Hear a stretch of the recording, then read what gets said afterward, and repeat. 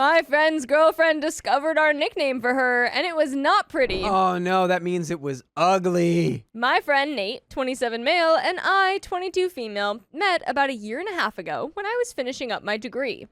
He was an assistant lecturer / PhD student in my department and taught a guest lecture very closely related to what I was doing my dissertation in.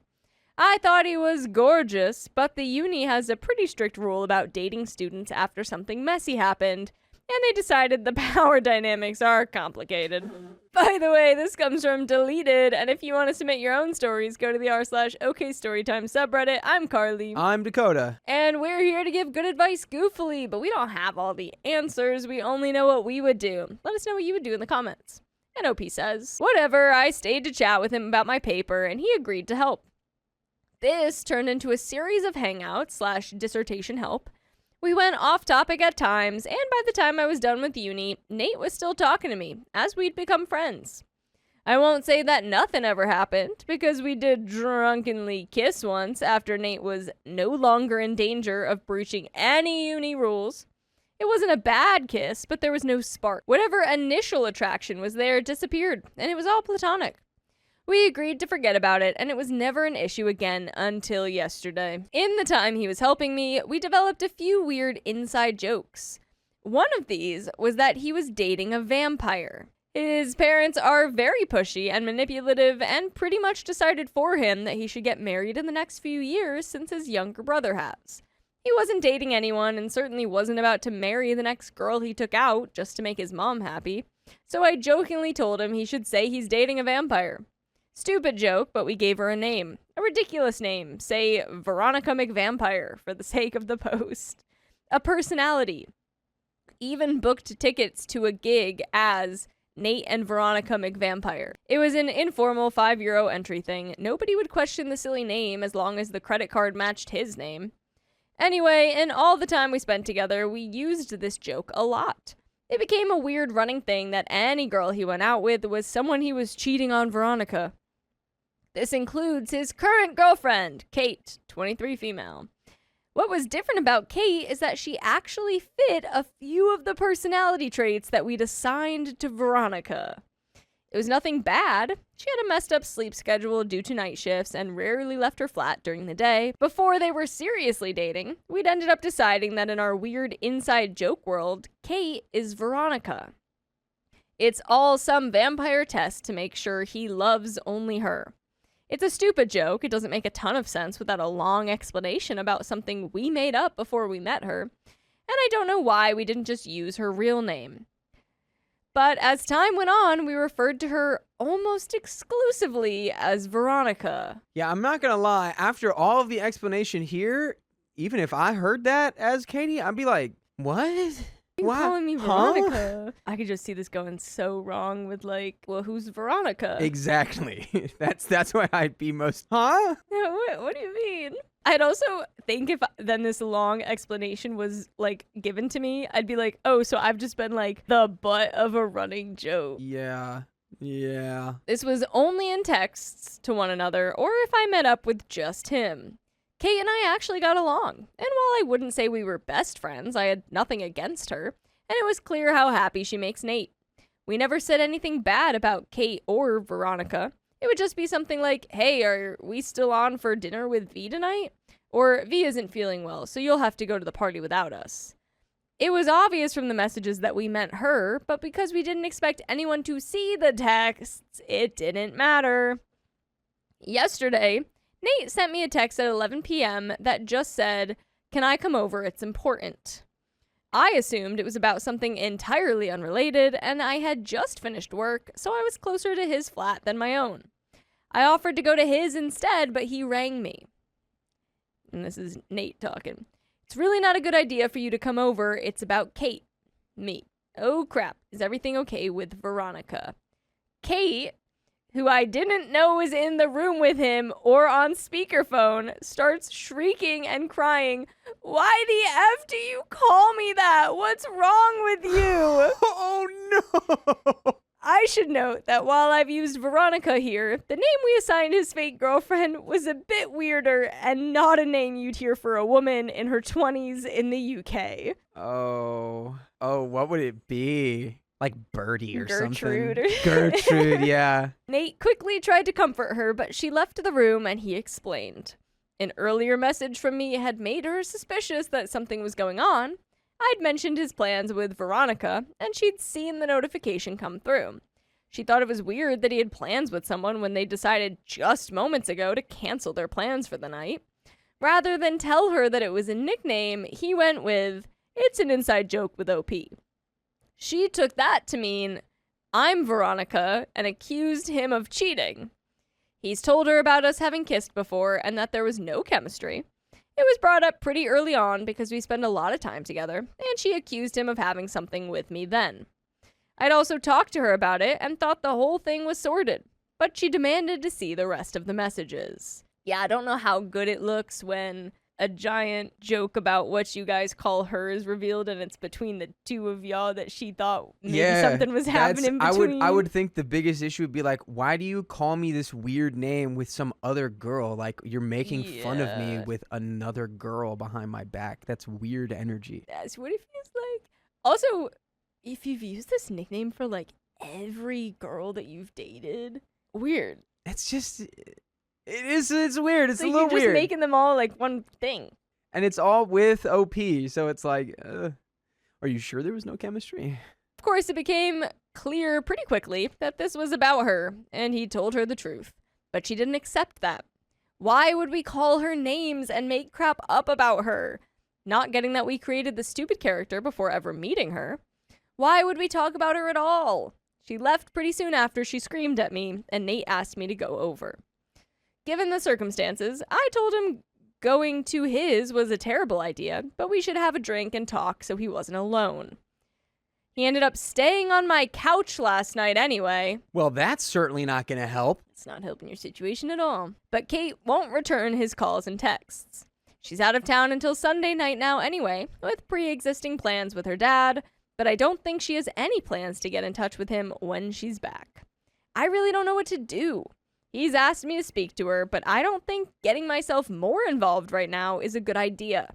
It all seems like something that would be an argument amongst middle schoolers, not 3 people in their mid-late 20s, but I know that we were the ones that were initially immature. Yeah, why are we putting this on Kate? I really do feel like a lot of this, I need to know the real name. Yeah. I need to know the real name to know what level of offended Kate should be. And Opie says, "Please help." And we have some top comments. Sandman42 says, "Oh boy, this is messy." The Captain Hindsight answer is that you guys should have either stopped using the nickname or let her in on the joke as soon as it became serious, because this does look sketchy from her end, not to mention hurtful. Put yourself in her shoes. You're dating a guy, it's going well, and things are getting serious. You notice he has a female friend who's significantly younger than him, and he's very close to her. They text and talk all the time. You then find out that they hooked up in the semi-recent past. You're trying to be cool about it, and you tell yourself it's not a big deal, because it isn't.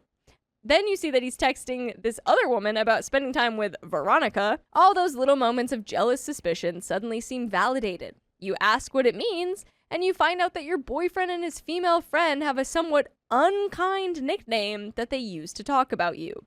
An inside joke of which you are the butt. Can't you see how that looks to her? Can you imagine how that feels?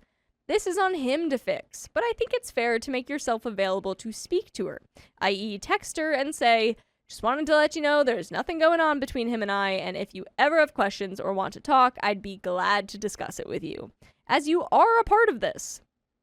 I Talk When I'm Nervous says, "Stop judging yourself by your intentions and others by their actions. You are too close to your friend to help, and honestly, your friend is being a garbage boyfriend. The term for involving another party in assuaging guilt or problem solving is triangulation, and it is an indication of enmeshment/poor boundaries. I do think you two were cruel, and I'm side-eyeing the criticism of the girlfriend here. You guys poisoned the well by your behavior in private. Like when 2 friends gossip about the third and then act 15% meaner the next time there's a group activity. You both should reflect on how you guys create a sense of exclusivity that is threatening to romantic partners. Personally, I'd apologize for my own behavior and avoid justification. Because it is mean, and you should apologize when you're mean to people. And we have an update the next day. Like, if the context of her being a vampire was that she's like a hot goth vampire. Right. Right, not that insulting, but you gave her like old like Dusty Gertrude or something. Who knows what it is. It sounded like it might not have even been like a name even. Yeah, just like something offensive. I don't know. It's just like you guys were, she was the butt of the joke. It's mean. Yeah, it's just you have a long-standing inside joke to refer to his partners as creatures. And you've done this for every partner. It's just a little interesting. Yeah. Update next day. My earlier post about calling my friend's girlfriend a jealous vampire got a lot of attention. Most of you hate me, and that's fine. I come off nasty and petty when the only thing you know about me is that I did something nasty and petty. I could write you a novel about how I saved a kitten once or whatever, but it wouldn't change anything relevant to this. That said, there have been some weird developments. There was a lot more to this whole ridiculous argument, and if only for your amusement, here's the rest. I don't really need advice on this one. Going forward, Nate will be blocked, and contacting me or Emily will result in a formal report to the university on both of our parts. A lot of you asked why he slept over or mentioned that was stupid. Why had we gone drinking at all? That's true, it was stupid. We shouldn't have. It was late at night when this all went down, and the only things open were pubs. I honestly thought a chat in a public place would look better than him running to my place for comfort or whatever. Then he missed the last bus home and stayed because taxis are expensive. The apology was badly worded. I was upset and tired and trying. I know it wasn't a real apology, and I have since spoken to her and actually said the words, "I'm sorry." When I said I would win in the comments, I didn't mean that I thought getting rid of Kate was winning. Basically, when I met up with Nate, he started to go on about how this was Kate's fault. I shut him down and told him it wasn't, and he proceeded to tell me that if it came down to it, he'd always take my side. Knowing what I know now, I get why he said that, and I'm so ashamed I didn't catch on to how messed up this all was a lot sooner. My friend sent me updates on what she'd said, with her permission. I wasn't sent screenshots or anything, basically just, she's been crying and she told me that there's a lot you don't know. This led to a phone call with the friend acting as a mediator. So, back to the story. As mentioned in the comments of my last post, a friend got in touch and told me that Kate had reached out, saying that her relationship was falling apart and it was all my fault. My friend, Anna, was told everything Kate's been through and was shocked. There's a lot more than any of us had been told, and Anna was 99% sure I didn't know about this. She asked Kate if she honestly thought I'd be friends with Nate if I knew, and she agreed to talk to me. On the phone, I immediately apologized properly, and she blew me off. She asked if I knew that Nate was obsessed with me. And I told her that we're just friends. The kiss meant nothing, blah, blah, blah. Yeah, it turns out that's not what he told her. Oh! Shortly after she asked about our past and we were open about it, he admitted to her that the only reason we weren't together is that I'd told him I hadn't felt anything. He had wanted something with me as long as I had, up to that point, but where I didn't feel anything, he genuinely thought it could continue. He didn't want to lose me, so he just avoided his feelings. Ah, boo! It's crazy when those university rules that are in place for, protecting people get ignored, right after the fact, and then it was like, oh, that would have kind of come in handy. Oh, boo. That's bad enough in itself, but he also admitted to that being a pattern. Of the girls he's dated, they all seem to be about 5 years younger than him. Apart from Kate and myself, none of them have been in his department or at risk of breaking any uni rules, but all but one of them do attend my university. He apparently likes role-playing and asking these girls to pretend to be girls he's into. Specifically myself and his ex-girlfriend from a couple years ago. Oh my god, oh my god, oh my god. Ah, and they're just like, okay. They say yes? Well, I assume that's why he broke up with a lot of them, or why they broke up with him. Oh. I don't like this man. Kate flat out refused after she met me, but went along with it a couple times before because he doesn't tell them that the girl they're pretending to be is someone that he actually knows. How does that work? He's got a wig and an outfit, a dress identical to one that I wear a lot, and a cheer uniform for his ex. For each of us, and makes them say certain stuff. I can't control what people fantasize about, but to go to this length and not tell your actual partner that they're playing your ex or your crush is a little serial unaliver-ish. Anyway, he's also lied about his age. When he met me, he said he'd just turned 26 a couple months ago. When he met Kate, he'd turned 26 a week ago.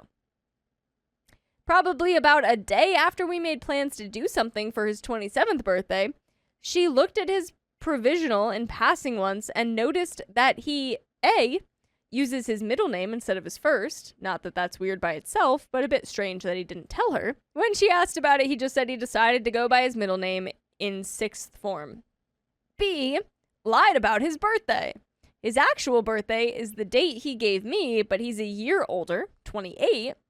What he told her was just random and wrong. He justified it by saying he didn't want her to feel uncomfortable.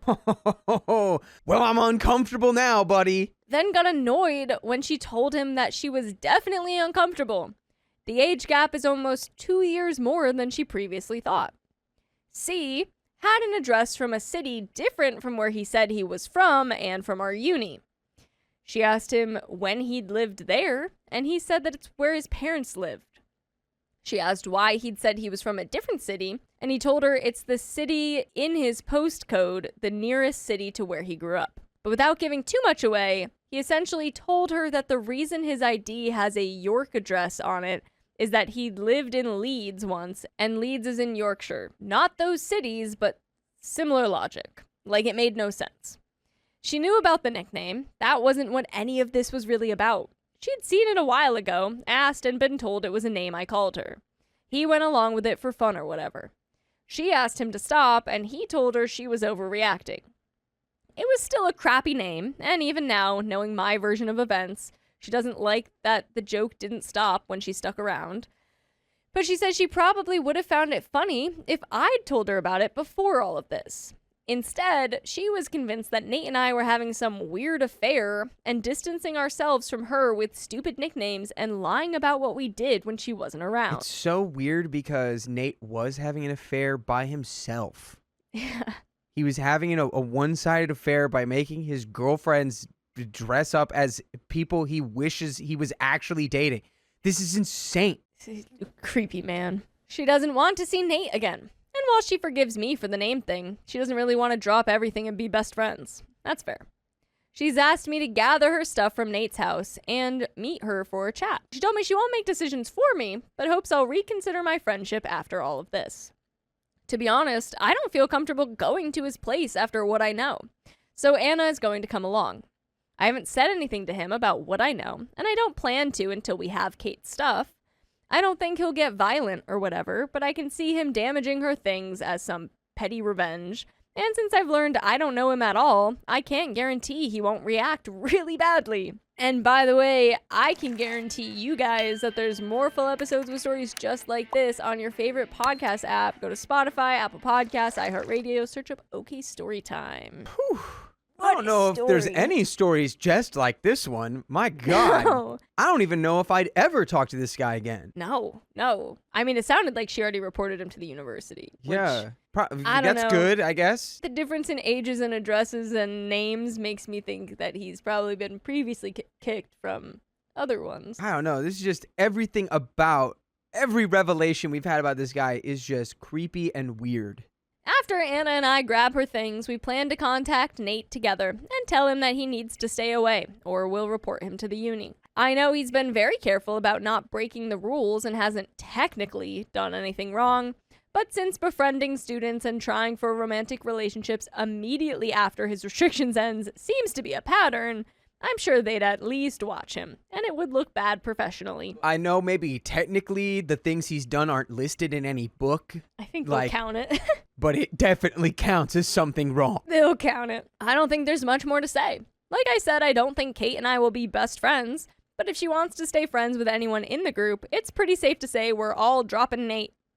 Going forward, I'm going to watch what I say and assume anything said about someone without them present is going to get back to them, with or without appropriate context. I'll be better about boundaries and suspicious of anyone who isn't. And that is the end of that story. My friend's fiance has been mocking me for years, and I've had enough. Can't touch me. For the past 9 years, I've been part of a very tight-knit friend group. My best friend, her fiance, and my fiance. We've always done everything together. Holidays, birthdays, traveling, board game, nights. I even work at the same company as my friend. We met at a different company, and she followed me to the new one. We're even planning to buy land and live near each other. Not anymore, but they don't know this yet. By the way, this comes from user Kyranim, and if you want to submit your own stories, go to the r/OKStorytime subreddit. I'm Dakota. I'm Savannah. And we're going to give good advice goofily about this here story, but we don't know everything. We only know what we know, so tell us what you know in the comments, as OP says. Her fiance has always mocked me. Things like, wow, what a fat butt. You look like crap. You stupid. Over the years, his comments have made me cry more times than I can count, and I've brought it up with them many times. My friend has tried to talk some sense into him and made him apologize a few times, but the conclusion is always the same. That's just how he is. He jokes and teases everyone. He likes when something interesting is happening. The thing is, he directs it at me the most, because I'm the perfect target. I actually react, unlike my friend, who doesn't care. He makes me feel inadequate in the worst way. I feel so bad in my own skin when I see myself through his eyes. I've tried everything they told me to do, laugh it off, ignore it, pretend it doesn't hurt. I didn't want to cause drama, and honestly, I was afraid of losing them. They're my only close friends. 2 weeks ago, we went on a workcation together, and as usual, he wouldn't let me fully relax and enjoy myself. But this time, I couldn't swallow it anymore. I was already in a really bad place emotionally and physically. I'm tapering off psych meds that numbed me for over 2 years. Without them, I feel everything 100 times more intensely. His mocking and jokes felt like a knife twisted in my heart. On top of that, I had awful nausea, brain zaps, and dizziness every day. What's a brain zap? I think we have brain zaps all the time, you and I. Zoom. Yeah, sometimes your brain just gets zapped and you're like, what was I thinking about at all? Squirrel. Oh, well, yeah, that happens. Yeah. Still, I pushed through. I went on the hikes. I cooked dinner. I made breakfast a couple of times. They know how sick I felt, but he just keeps going as usual. He called me a loser because I hesitated to walk too close to the campfire.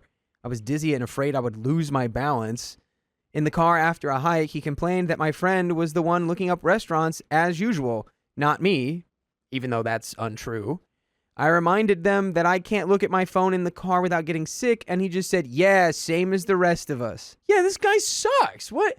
Dude, the way you deal with this guy is you just gotta be like, what is wrong with you? Yeah, you gotta call him out and be like, oh, what you're saying is really, really funny, that everyone's not laughing at it. Yeah.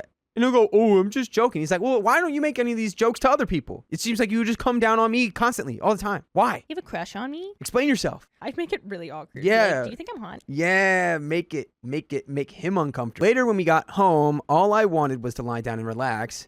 And he jokingly threw out, you never do anything, because I hadn't cleaned the pans from the dinner I had cooked for everyone. But that's when I snapped. I told him how much his comments hurt me, how invisible I feel, and he barely listened and literally laughed in my face.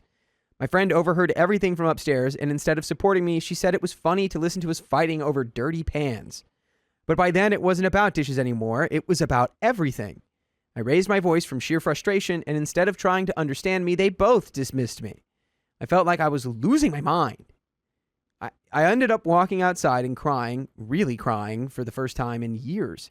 Only my fiancé followed me out, hugged me, and told me we could just leave. So the next morning, we packed up and went home. They were in shock. After that, I finally realized how different we really are. I'm naturally sensitive, maybe too much, and they're the opposite. We are not compatible. I always feel like I have to hide my true emotions so I don't ruin their good mood or their fun. I tried to talk to my friend about it again afterwards. She said there was no way she could have listened or comforted me that night because I raised my voice. She hates conflict and drama, so when someone shows strong negative emotions, she shuts down. So she's not a friend then, and she doesn't care. I'm sorry, strong negative emotions like, I don't know, everything that your fiancé is constantly saying to OP? Right? Yeah. What are you talking about? I can't stand up for you because I need to stand up for my my really D-bag of a husband. Yeah, that's just who he is. Everyone loves that about him, that he's just mean. He's just so mean and not really funny. Yeah, it'd be funnier if, it'd be better if they were at least funny. You can be mean and funny, but you can't be just mean. She always defends him. She claims he isn't and will never be an emotional person. She repeats I shouldn't take his words to heart because he treats me like a sister, so the message is always the same. I'm the one who should change. I should ignore him and toughen up and stop caring so much. But that's not who I am. And honestly, why is he allowed to just be himself, but I'm the one who has to change? At this point, I don't even think we're real friends anymore. I've started seeing a therapist, but I just feel so tired, sad, and confused. I'm still scared of losing them, but maybe that would be a good thing. And there is an edit here, but yeah, really quickly, I would say it is a good thing to lose these people. I agree. They don't seem like they're friends at all. It seems like this guy just like, you're like his punchy bag for what? Like some people are like that. Some people need to like have someone that they can just like attack. And Yeah. it's just like, I don't know what I did to you and I don't know what you want, but like, this isn't cool, dude. Like, leave me alone. Like, I don't understand what is your gain here? What's the goal in mind? You want to just make me feel miserable when I'm around you? That's fun for everyone. Yeah. Thanks. It really is just like, I can't understand the perspective of wanting to stay with someone who does this to someone who's like your best friend. Right? I thought that too. I was like, if I always see like my, fiance or husband, boyfriend, whatever, like if I see my partner like being mean to one of my friends, I'd be like, hey, what are you doing? Yeah. You're supposed to get on their good side. Like what? Like they're not going anywhere. You're the one with the revolving door here. Like you can either come in or you can go out. But my friends are staying. Yeah, absolutely. They're the ones telling you need to feel different about it. They're like, no, you're feeling wrong about this. You should just feel different about it. But it's like, if you're really friends with someone and they come to you and they're like, hey, when you do this, it makes me feel like this. The response is, oh, okay, I will not do that. Not, well, you should change the way you feel about that, idiot. You're wrong about that. Yeah, that's what manipulative people do. And we do have an edit. Wow, I didn't expect this to get this many responses. Thank you. You have given me comfort and much to think about. To answer some of the recurring questions, my fiancé has defended me many times. He called out his behavior, insulted him softly, even had to sit down with him once. But none of this ever had any lasting effect. My fiancé is gentle by nature and doesn't like confrontation. He often suggested we make a change, but I was always too afraid of losing my friend. As for why I've been friends with him for so long, it's not like this all the time. They have many good qualities too. We share a passion for similar things: books, video games, traveling, cycling, trekking. We had a lot of fun together over the years. Many good memories. They make me laugh. But almost all of these memories are tainted by moments of hurt, which I've been ignoring for the sake of keeping the peace. But I don't want to do that anymore. And there are some comments. Comment 1, your fiance's friend is a bully, straight up. Even kids know that if you make a joke at someone's expense and they categorically tell you it hurts them, the only acceptable response is an apology. Your friend sucks butt too. If my partner did half the crap hers did, I'd be on his butt to either change his behavior or it's over. Whether he was acting like that towards a stranger or someone close to me.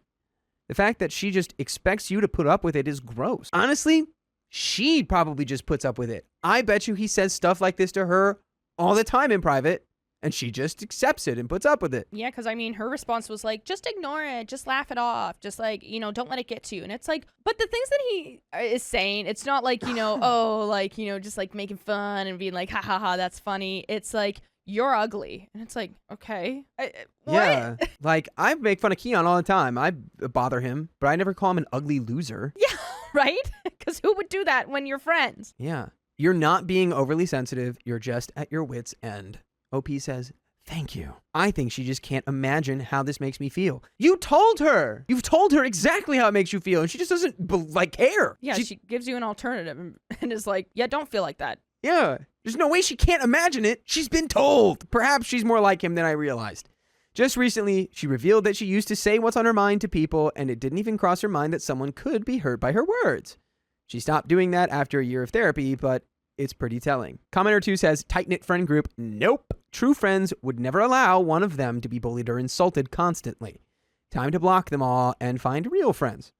OP replies, deep down I know all of you are right that they are not true friends, and I'm going to distance myself from them, but as to finding new friends, that feels impossible. I don't really know how.